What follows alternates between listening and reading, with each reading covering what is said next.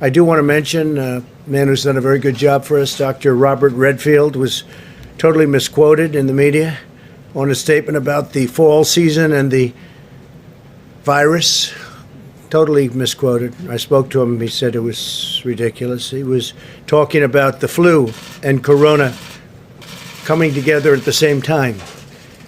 And corona could be just some little flare-ups that we'll take care of. We're going to knock it out. We'll knock it out fast.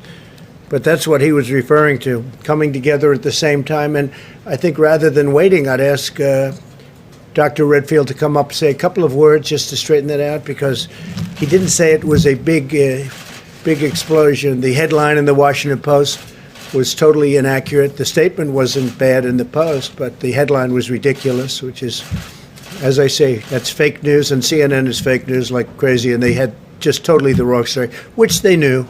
They were asked to change it, and they wouldn't do that, and it was false. So I'll ask Dr. Redfield, who is a real professional, to come up and explain, please. Thank you, Doctor. Thank you, Mr. President. I really do think it's important to clarify this as we build the confidence of the American people. When I commented yesterday that there was a possibility of the fall-winter, next fall and winter, it could be more difficult, more complicated, when we had two respiratory illnesses circulating at the same time, influenza and the coronavirus 19. But I think it's really important to emphasize what I didn't say. I didn't say that this was going to be worse. I said it was going to be more complicated or more difficult and potentially complicated because we'll have flu and coronavirus circulating at the same time. I want to emphasize that we continue to build the nation's public health infrastructure to ensure that we have the capacity to stay in the containment mode. Those of you who heard me talk before, I've told you that in January and February, up to February 27, 28, this nation had 14 cases. We were in the containment mode. And then, unfortunately, the virus overwhelmed where we got into extreme mitigation. We are building that public health capacity now to make sure that we stay in the containment mode for the upcoming fall and winter season. So we will not need to resort to the kind of mitigation that we had to this spring. I have confidence that our public health response of early case recognition that we've talked about, isolation and contact tracing, combined with our plans for increased surveillance, particularly for the most vulnerable, will be an effective public health strategy so our nation will be able to maintain itself in the containment mode. And again, that will be supported by the American public's continued cooperation, obviously in the areas of personal hygiene and the types of social distancing strategies that may be appropriate. The key to my comments, and the reason that I really wanted to stress them, was to appeal to the American public to embrace the flu vaccine with confidence. One of the greatest tools we have as we go through the fall, winter season that we're into is to get the American public to embrace the influenza vaccine and thereby minimize the impact of flu to be the co-respiratory disease that we confront. Thank you very much. Can I just ask a follow-up on that, Dr. Redfield, please? I don't know what to follow up. He was misquoted, totally misquoted. He said they could come together. They didn't talk about that. And his whole purpose in making the statement was to get a flu shot so that next fall we don't have such a big season of flu. And we possibly won't. But as you said, it's possible if the corona even comes back, and he doesn't know that it's going to, and neither do I. We spoke at great length.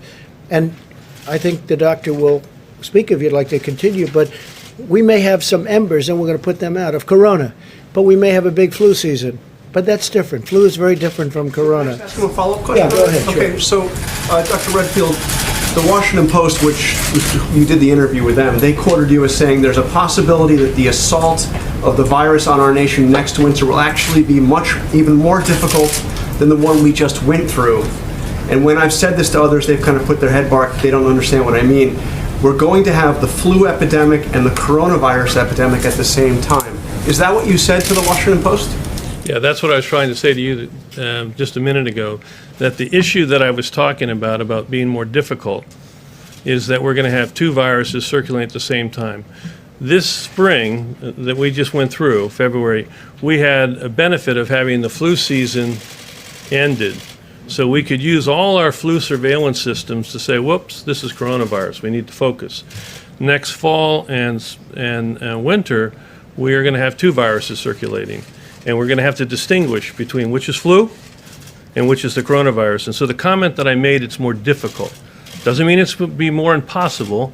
Doesn't mean it's going to be more, as some people have said, worse. It just means it's more difficult because we have to distinguish between the two. And what I was wanting to do and what I want to do again here is appeal to the American public to recognize they can really help like they did with mitigation, which they really helped. I need them to help now to best prepare us by getting the flu vaccine and taking flu out of the picture. But excuse me. May not even have corona coming back, just so you understand. Doctor, would you like? No, but I'm sorry, but that quote that I just read was accurate, right, sir? Because that's the quote from the Washington Post. You were accurately quoted, correct? I'm accurately quoted in the Washington Post as difficult. But the headline was What does the headline say? What does the headline say? Well, Read the headline. The headline says CDC director warns second wave of coronavirus is likely to be even more devastating. And isn't that That's correct? not what he said. Because- That's not what he said. But if you have the two things The happening. headline doesn't cover. No, I actually think it's actually going to be, I think the American public is going to heed the request to relook at their vaccine hesitancy to vaccine with confidence for flu. And I'm confident that the public health infrastructure that we're putting together now across this country so that we can early case diagnose, isolate, and contact trace, as I say, block and tackle, that system is going to be there, and we're going to be able to contain this virus. Why did you retweet the article if it was inaccurate? Doctor, why did you retweet it? You weren't called.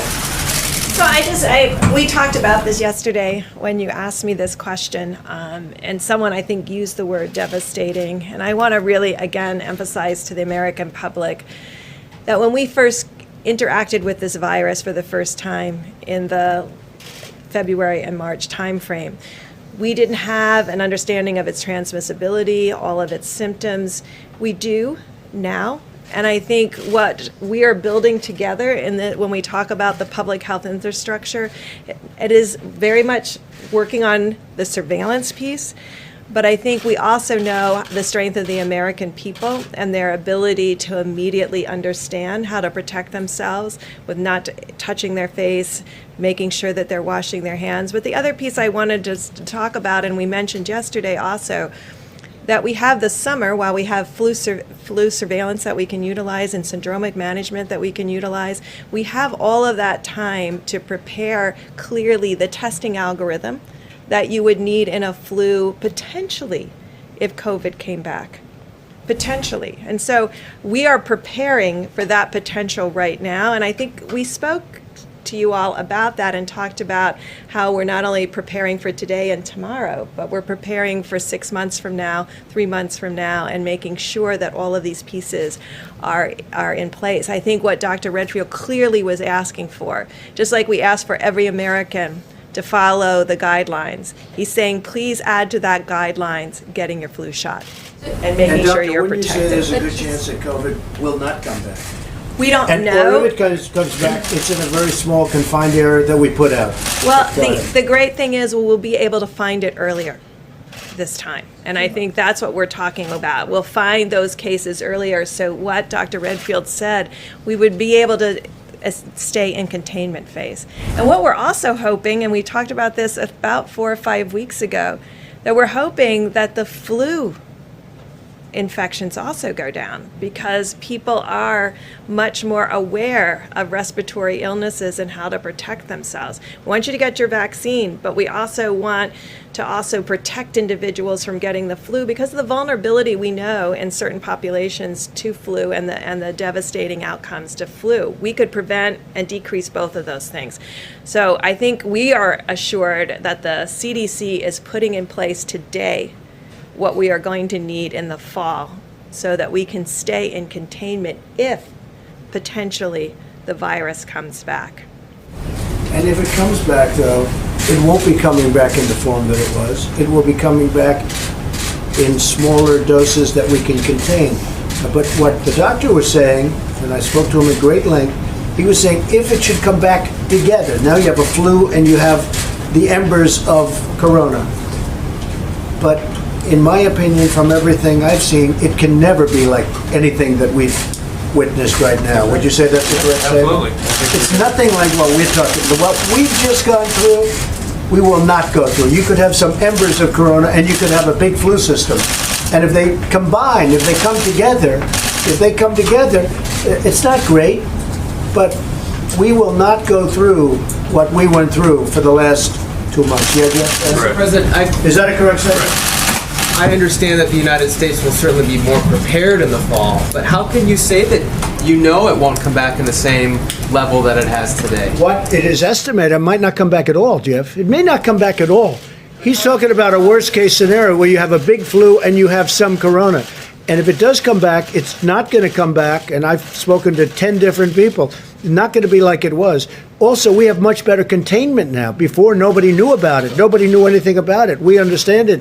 Now, if we have pockets, a little pocket here, then we're going to have it put out. It goes out, and it's going to go out fast. We're going to be watching for it. But it's all possible. It's also possible it doesn't come back at all. I understand the containment, but I don't understand how you know it won't come back on a big scale. I didn't say it's not. I said if it does, it's not going to come back on anything near what we went through. But you could have a mess where they come at the same time. And if they come at the same time, the flu is not the greatest thing in the world, Jeff. It's not the greatest thing either. If they come at the same time, you have them both. But if we have embers of corona coupled with the flu, that's not going to be pleasant, but it's not going to be what we've gone through in any way, shape, or form. Yeah. If you don't think that it's going to come back at the same severity it is right now, why are you still directing that taxpayer dollars to spend on emergency procurement of ventilators? Tens of Because thousands. we have to have them for other reasons. Something else could come. I mean, we didn't know about corona. Now we know about corona.